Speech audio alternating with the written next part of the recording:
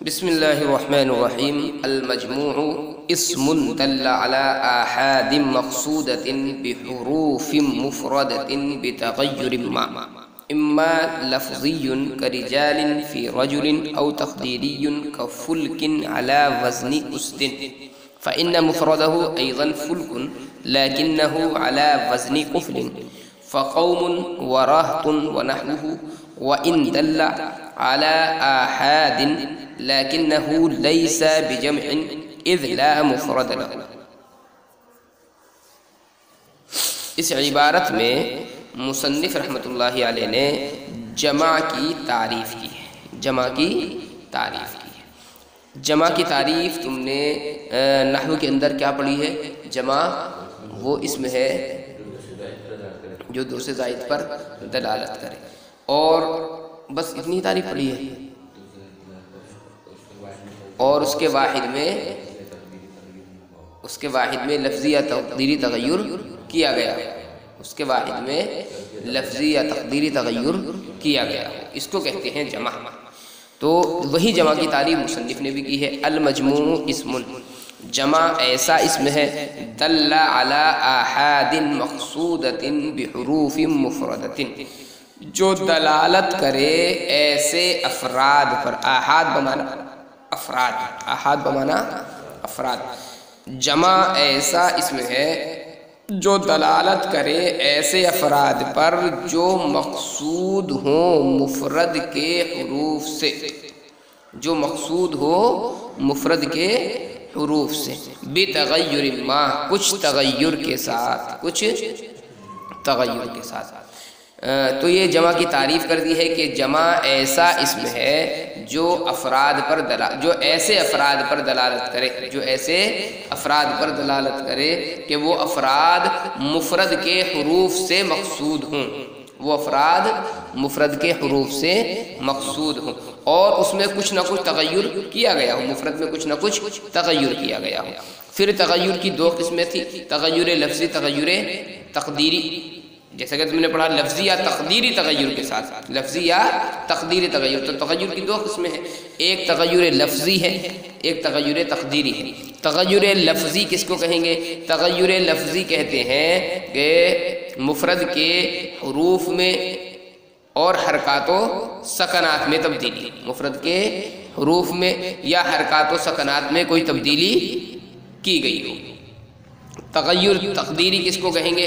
مفرد کے یا واحد کے حروف کی ترتیب میں اور حرکات و سکنات میں کوئی تبدیلی نہ ہو، کوئی تبدیلی نہ ہو، صرف معنوی تبدیلی ہوئی، صرف معنوی تبدیلی ہوئی ہو، تو اس کو کہیں گے تغیر تقدیری. تغیر تقدیری کہیں گے. اما لفظی، تغیر چاہے لفظی ہو جیسا کہ رجال رجل میں، یا تقدیری ہو جیسا کہ فلکن اسدن کے وزن پر، اسدن کے وزن پر. فإن مفردہ ایضا فلکن، اس لیے کہ اس کا مفرد بھی فلکن ہے. لیکنہ علی وزن قفل، لیکن قفل کے وزن پر ہے، لیکن قفل کے وزن پر. مصنف نے یہ دو مثالیں دی ہیں، تغیر لفظی کی مثال دی ہے اور تغیر تقدیری کی مثال دی ہے. تغیر لفظی جیسا کہ میں نے بتایا کہ تغیر لفظی کس کو کہیں گے؟ لفظوں میں تبدیلی ہو، تغیر ہو. لفظوں میں تبدیلی کا مطلب کیا ہے؟ مفرد کے یا واحد کے حروف کی ترتیب میں کوئی تبدیلی ہو، حروف کی ترتیب میں کوئی تبدیلی ہو، یا حرکات و سکنات میں تبدیلی ہو، یا حرکات و سکنات میں تبدیلی ہو. تو اس کو کہتے ہیں تغیر لفظی، اس کو کہتے ہیں تغیر لفظی. اور تغیر تقدیری کس کو کہیں گے؟ کہ حروف کی ترتیب میں یا حرکات و سکنات میں تبدیلی نہ ہو، صرف معنی کے اعتبار سے تبدیلی، صرف معنی کے اعتبار سے تبدیلی ہو. تغیر لفظی کی مثال جیسے رجال، جیسے رجال، اس کا واحد کیا آتا ہے؟ رجل. واحد رجل ہے تو پہلے را ہے، پھر جیم ہے، پھر لام ہے. را پر زبر، جیم پر پیش، لام پر پیش. ہم نے اس کی جمع بنائی، کیا بنائی؟ رجال. اب را پر کیا آ گیا؟ کسرہ آ گیا. پہلے فتحہ تھا، اب کسرہ آ گیا. اور جیم پر پہلے ضمہ تھا، اب فتحہ آ گیا. ٹھیک ہے. اور درمیان میں ایک حرف زائد بھی کر دیا گیا، الف. تو یہ ہو گیا لفظی تبدیلی، یہ ہو گئی کیا؟ لفظی تبدیلی، لفظی تغیر یہ ہو گیا۔ معنوی تغیر کا مطلب کیا ہوتا ہے کہ لفظوں میں کوئی تبدیلی نہیں، لفظوں میں کوئی تبدیلی نہیں، نہ تو حرکات کی نہ ہی حروف کی، نہ تو حرکات کی تبدیلی نہ ہی حروف کی، صرف معنوی تبدیلی، صرف معنوی تبدیلی ہے۔ جیسے فلکن، جیسے فلکن، اس کے معنی کیا ہے؟ کشتی، فلکن کے معنی کشتی۔ اگر ہم اس کو مانے قفلن کے وزن پر، کس کے وزن پر؟ قفلن، قفل بمانا، قفل بمانا تالا، لوک، قفل بمانا تالا۔ تو اگر ہم اس کو قفلن کے وزن پر مانتے ہیں، فلکن کو، کس کو؟ فلکن کو، تو یہ ہوتا ہے مفرد، یہ کیا ہوتا ہے؟ مفرد ہوتا ہے۔ اور اگر ہم اس کو اسدن کے وزن پر مانتے ہیں تو جمع بن جاتا ہے، سمجھ گئے؟ اگر فلکن کو ہم مانے کہ یہ کس کے وزن پر ہے؟ قفلن کے وزن پر ہے، تو یہ واحد ہوگا، کیا ہوگا؟ واحد ہوگا۔ اور اگر ہم یہ مانے کہ اسدن کے وزن پر ہے یہ، تو کیا ہو جائے گا؟ جمع ہو جائے گا۔ کوئی تبدیلی ہوئی فلکن میں؟ فا پر ضمہ ہے، لام پر سکون ہے، اور کاف پر ضمہ ہے۔ واحد میں بھی یہی ہے، جمع میں بھی یہی ہے، ذرہ برابر تبدیلی نہیں ہوئی ہے، صرف معنوی تبدیلی ہے کہ اگر قفلن کے وزن پر مان لے تو واحد، اور اسدن کے وزن پر مان لے تو جمع۔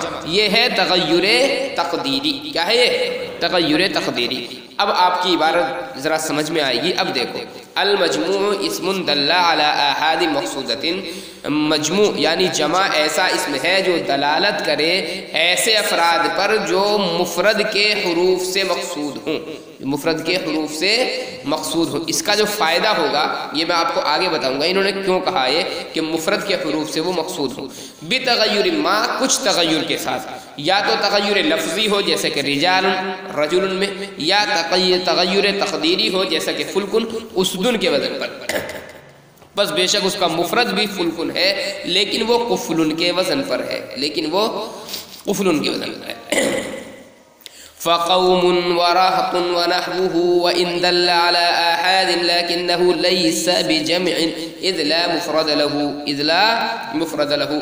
مصنف رحمۃ اللہ علیہ نے جمع کی جو تعریف کی ہے، اسم دل علی آحاد، اسم دل علی آحاد مقصودۃ بحروف مفردہ، مقصودۃ بحروف مفردہ، مفرد کے حروف سے وہ افراد مقصود ہوں، بتغیر ما، کچھ نہ کچھ تغیر کے ساتھ، کچھ نہ کچھ یعنی مفرد میں تغیر کیا گیا ہو۔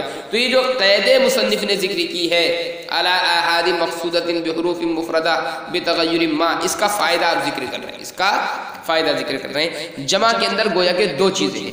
پہلی چیز کیا ہے کہ جمع جو ہے افراد پر دلالت کرے، دو سے زائد پر دلالت، دو سے زائد پر دلالت کرے۔ دوسری چیز کیا ہے، وہ افراد جو ہے مفرد میں مقصود بھی، وہ افراد مفرد میں مقصود بھی ہو، اور مفرد میں پھر تغیر کر کے اس کو بنایا گیا، مفرد میں تغیر کر کے اس کو بنا گیا۔ قوم کیا؟ قوم، قوم یا رہتن، قوم یا رہتن، کس کو کہیں گے؟ قوم کتنے لوگوں کہتے ہیں؟ جی بہت سارے لوگوں کہتے ہیں، ہے نا، لیکن اس کو ہم جمع نہیں کہیں گے، اس کو ہم جمع نہیں۔ کیوں نہیں کہہ سکتے اس کو جمع؟ اس لیے کہ اس کا کوئی واحد، اس کا کوئی مفرد نہیں ہے، قوم کا کوئی مفرد نہیں۔ جب قوم کا کوئی مفرد نہیں ہے تو اس کو ہم جمع بھی نہیں کہہ سکتے، چونکہ جمع کی ہم نے تعریف کیا کی ہے؟ جمع وہ ہے جو افراد پر دلالت کرے، وہ افراد مفرد سے مقصود ہوں، مفرد کے حروف سے وہ افراد مقصود ہو، تو مفرد ہی نہیں ہے اس کا تو کوئی مفرد ہی نہیں ہے، لہذا جب اس کا کوئی مفرد نہیں ہے تو اس کو جمع بھی نہیں کہیں گے، اس کو ہم جمع بھی نہیں کہیں گے۔ ایسے ہی راحتن ہے، ایسے ہی راحتن ہے، اس کو بھی ہم جمع نہیں کہیں گے۔ یا نحوہ انہوں نے کہا، اور اس جیسی مثالیں نیچے لکھا، بقر و ابل و غنم و خیل۔ بقرن ہے، کیا ہے؟ بقر گائے، بقرن گائے، اس کو بھی ہم جمع نہیں کہہ سکتے، اس کو بھی ہم جمع نہیں کہہ سکتے۔ کیوں نہیں کہہ سکتے؟ چونکہ مصنف نے جمع کی تعریف کیا کی؟ اعلی احادن، جو بہت سے افراد پر یعنی کم از کم دو سے زائد پر دلالت کرے، دو سے زائد پر دلالت. اور بقرن جو ہے یہ دو سے زائد پر تو دلالت کرتا ہے لیکن دو سے کم پر بھی کرتا ہے، دو سے کم پر بھی کرتا ہے. آگے بات سمجھ میں؟ تو اس لیے ان کو ہم کیا نہیں کہیں گے؟ جمع نہیں کہیں گے. اب جمع نہیں کہیں گے تو کیا کہیں گے؟ قوم اور رہتن جو ہے یہ ہے اسم جمع، یہ کیا ہے؟ اسم جمع. اور بقرن ابلن وغیرہ جو ہے یہ ہے اسم جنس. کیا ہے یہ؟ اسم جنس.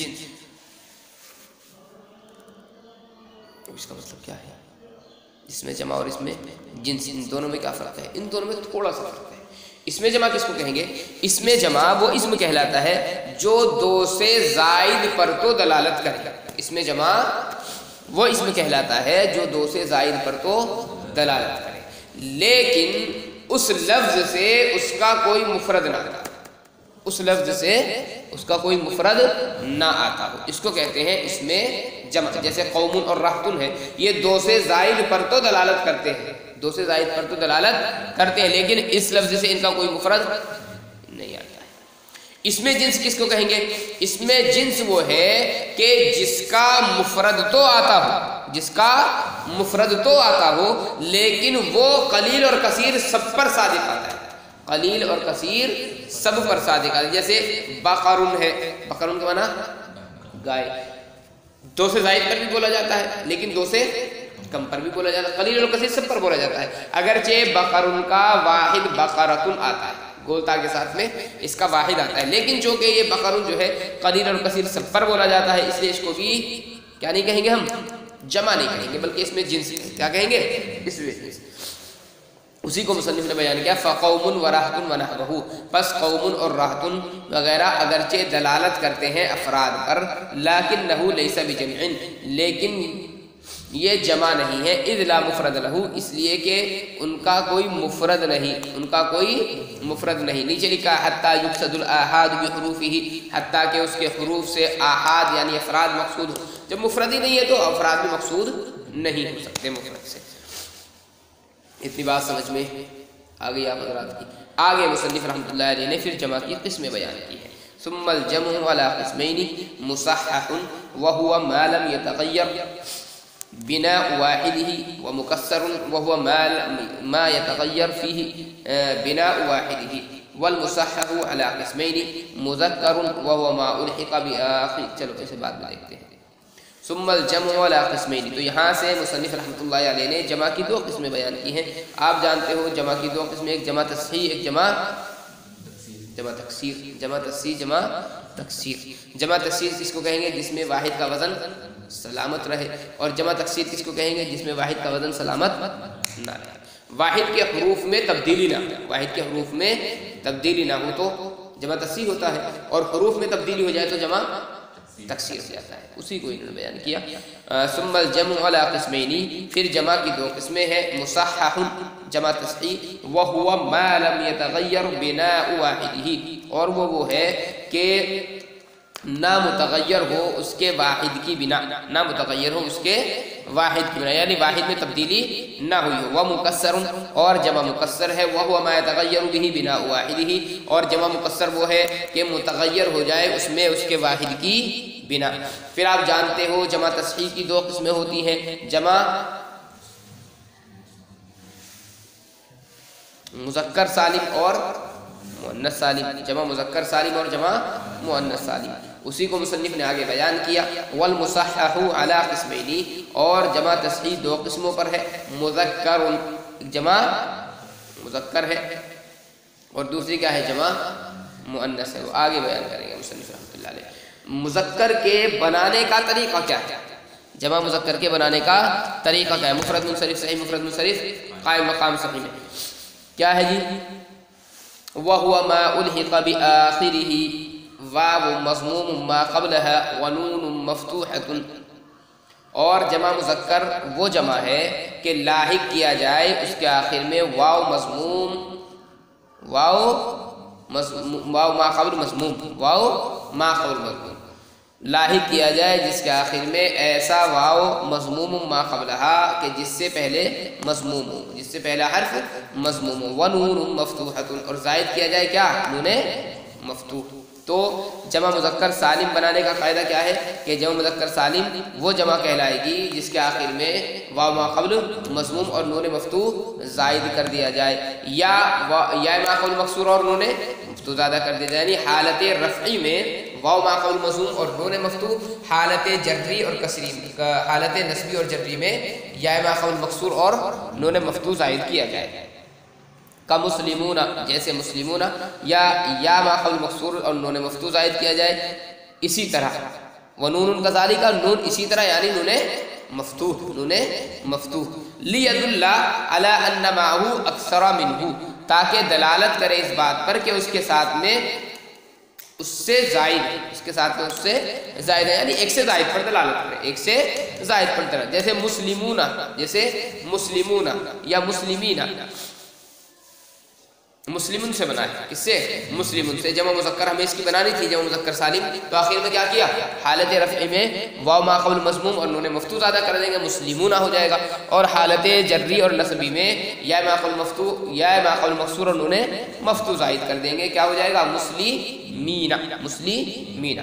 وَهَذَا فِي الصَّحِيحِ، مصنف فرماتے ہیں یہ صحیح میں ہے، مطلب مفرد منصرف صحیح، اس میں مفرد منصرف صحیح میں، قائم مقام صحیح میں بھی یہی ہے۔ اما المنقوص فتحذف یاؤہ مثل قاضون وداعون، یہاں سے مصنف رحمۃ اللہ علیہ نے اس میں منقوص کی جمع مذکر سالم بنانے کا قاعدہ ذکر کیا، اس میں منقوص کی جمع مذکر سالم کے، اس میں منقوص کی جمع مذکر سالم کیسے بنائیں گے؟ اس میں منقوص کس کو کہتے ہیں؟ جس کے آخر میں یا ما قبل مکسور، جس کے آخر میں یا ما قبل مکسور، یاد لے کر لینا۔ اس میں منقوص وہ اس میں ہے جس کے آخر میں یا ما قبل مکسور، جیسے قاضی، داعی، جیسے قاضی اور داعی۔ تو اس کی اگر ہمیں جمع بنانی ہے، جمع مذکر سالم، تو کیسے بنے گی؟ کہتے ہیں کہ اس کے آخر میں جو یا ہے اس کو گرا دیں گے، اور آخر میں وہی زیادتی کریں گے جو اوپر ہم نے زیادتی کی ہے، یعنی واو ما قبل مضموم نون مفتوح یا ما قبل مکسور اور نون مفتوح، جیسے قاضون، اصل میں کیا تھا؟ قاضیون، کیا تھا؟ قاضیون۔ اس کو قاضون کیسے کیا ہم نے؟ قاضون اصل میں کیا تھا؟ قاضیون، یا پر ضمہ دشوار تھا، اس لیے زاد کو ساکن کر کے یا کی حرکت زاد کو دے دی، ٹھیک ہے جی۔ اب دو ساکن جمع ہو گئے، ایک یا ساکن اور ایک واو ساکن، واو اور یا دونوں ساکن جمع ہو گئے، اس لیے یا کو گرا دیا، قاضونا ہو گیا۔ کیا ہو گیا؟ قاضونا۔ قواعد پڑھ لے وہ بھی ہے تعلیل کے آ گئے۔ اما المنقوص فتحذف یاؤہ، بہرحال اس میں منقوص تو حذف کر دیا جائے گا اس کی یا کو، جیسے قاضون، داعون اصل میں کیا تھا؟ داعون اصل میں داعیون تھا، داعیون، یا پر ضمہ دشوار تھا، اس لیے ما قبل کو ساکن کر کے یا کی حرکت ما قبل کو دے دی، یعنی عین کو، پھر واو اور یا دو ساکن جمع ہوئے، اس لیے یا کو گرا دیا، داعون ہو گیا۔ والمقصور يحذف ألفه ويبقى ما قبلها مفتوحا ليدل على الألف محذوفة مثل مصطفون، یہاں سے اس میں مقصور کی جمع مذکر سالم بنانے کا قاعدہ مصنف رحمۃ اللہ علیہ نے ذکر کیا ہے کہ اس میں مقصور کی اگر ہمیں جمع مذکر سالم بنانی ہو، اس میں مقصور کس کو کہیں گے؟ جس کے آخر میں الف مقصورہ ہو، جیسے مصطفیٰ، اگر اس کی جمع مذکر سالم بنانی ہے تو اس کا قاعدہ مصنف نے ذکر کیا، اس کا قاعدہ یہ ہے کہ سب سے پہلے الف کو گرا دو، سب سے پہلے آپ کیا کر دو؟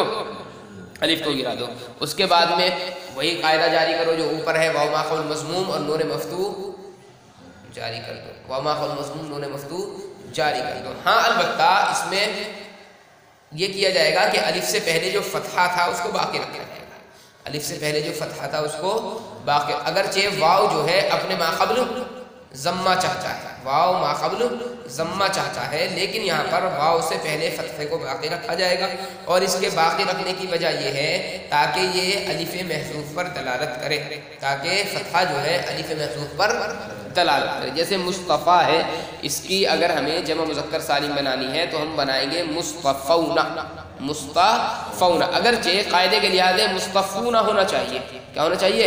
مصطفون، چونکہ واو ما قبل ضمہ چاہتا ہے، لیکن الف پر دلالت کرنے کی وجہ سے فا کے فتحے کو باقی رکھا گیا، مصطفون ہو گیا۔ اچھا، الف کو گراتے کیوں ہیں؟ کیونکہ اگر الف کو ہم نہیں گرائیں گے تو واو اور الف دو ساکن جمع ہو جائیں گے، واو اور الف دو ساکن جمع ہو جائیں گے، اس لیے الف کو گرا دیتے ہیں، اس لیے الف کو گرا دیتے ہیں، ٹھیک ہے۔ تو اس میں مکسور بنانے کا قاعدہ کیا ہوا؟ اس میں مکسور کی جمع بنانے کا کہ الف کو گرا دیں اور واو اور نون کو زائد کر دیں، لیکن یہاں پر واو ما قبل مضموم نہیں آئے گا، واو ما قبل، جیسے اوپر قاعدے ہیں کہ واو ما قبل مضموم زائد کیا جائے گا، یہاں پر واو ما قبل مضموم زائد نہیں ہوگا بلکہ واو ما قبل مفتوح رہے گا، کیا رہے گا؟ مفتوح۔ المقصور یحذف الفہ، اور اس میں مقصور میں حذف کر دیا جائے گا اس کے الف کو، نیچے دیکھو التقاء ساکنین، التقاء ساکنین کی وجہ سے، ویبقى ما قبلها مفتوحا، اور باقی رکھا جائے گا اس ما قبل کو مفتوح تاکہ دلالت کرے محذوف الف پر، تاکہ دلالت کرے محذوف الف پر، جیسے مصطفون، جیسے مصطفون۔ چلو یہیں تک رکھو، باقی کل انشاءاللہ۔